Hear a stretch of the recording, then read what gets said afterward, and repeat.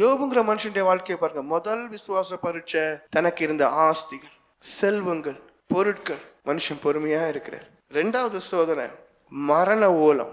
இங்க கொடுத்த 7 ஆண் பிள்ளைகள், கொடுத்த 3 பெண் பிள்ளைகள், 10 ஆண்டு எடுத்துக்கிட்டாரு. வீடு ஃபுல்லா மரண ஓலம் தான். மனுஷன் பொறுமையா மட்டும்தான் இருக்காரு, வேற ஒண்ணுமே செய்யல. யோபு தன் உதடுகளை காத்து கொண்டான் என்று இருக்கு. பொறுமையா மட்டும்தான் மனுஷன் இருக்கார். சாத்தானுக்கு பொறுக்கல. அவன் 3வது என்ன பண்ணான்? அவருக்கு சரீரத்தையே கை வச்சான். உச்சன் தலையிலிருந்து உள்ளங்கால் வரைக்கும் புண்ணு.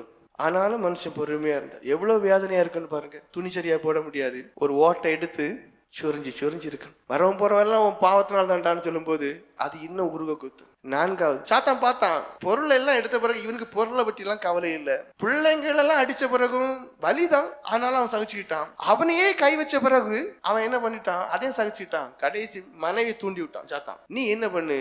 தேவனை தூசிச்சு உயிர் விடுன்னு சொல்லி அவனை தூண்டு. நீ யோபுஜனா போட்டி பைத்தியகாரி. சாத்தான் ஓயிட்டான். அவளுக்கு ஷாக்கா இருக்கும். அது வரைக்கும் என் புருஷனை ரொம்ப கனமா வச்சிருக்கவனு. ஆனா இப்ப யோபுக்கு தெரியும் மனைவி உருவத்துல வந்திருக்குது பிசாசினி. 4 சோதனை. பொறுமையா இருந்த வேதம் சொல்லுது எல்லாவற்றையும் மனுஷன் 2 தனியாய் பெற்றுக் கொண்டார் என்று.